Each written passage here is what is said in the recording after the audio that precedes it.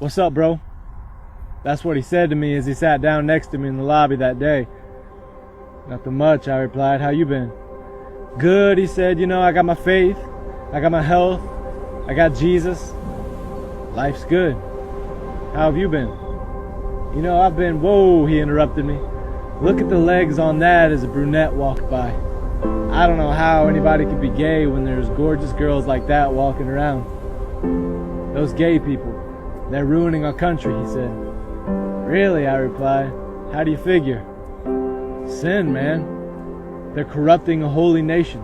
They're ruining what once was righteous." "Huh. Well, anyways, I gotta go, man," he said as he left the lobby that day. That was my aha moment. The light bulb went off over top of the head. You ever have a moment like that where for the first time you get it? You see things for how they really are. That was my moment. Here was this guy who was claiming to be a Christian, and all he knew to do was bash gay people. Why? Because he said they're ruining our country. How so? Sin. He doesn't like gay people because of sin. How are they ruining our country? They've let sin enter our country. So it wasn't the greedy, self-serving politicians who have bankrupted our country. No, it wasn't the lack of love. No, that wasn't it either. It wasn't Christians who said one thing and then lived another thing. It wasn't that. It wasn't foreign wars. It wasn't terrorism. It wasn't poverty. It was none of those things. In his eyes, what was ruining this country is gay people. You see, he grew up hearing that from his mom and dad. So all he knew was to regurgitate what he'd always been told. Where did he find his definition of sin? In the Bible. But apparently he never took the time to open up that Bible and read it. Because if he had read it, he would see in the book of Matthew a Jesus Christ who is quoted as saying, "I tell you, anyone who looks at a woman with lustful eyes is guilty of adultery," sexual sin. So here he is calling out people for what he sees as sexual sin, when in the same conversation, he's looking at a woman with lust. It's like those times when you get busted for doing something by your mom and dad, and instead of just taking the punishment and seeing you're wrong for what it is, you try to put it off on other people. You try to blame your problems on other people. You say, "You know what I did was wrong, but have you seen what they're doing? That's got to be a lot worse, right?" Is it? Or is it worse when someone continually calls out other people but refuses to look at the person staring back at them in the mirror? I think Christ had a name for that. Hypocrite comes to mind.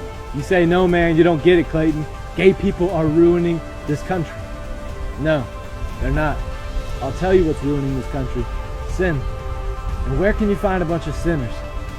Church, restaurants, gyms, schools. Because we're all just messed up people. So instead of spending all your time pointing out other people and saying what they're doing is wrong, why not take a second to look in the mirror? Because I doubt you'll enjoy what stares back at you. You see, God said He will judge each of us. He never said He needed your help doing it.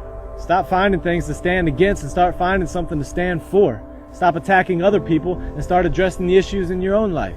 You see, Jesus Christ came to die for sinners, not the self-righteous, not the religious, not those who thought they had it all figured out.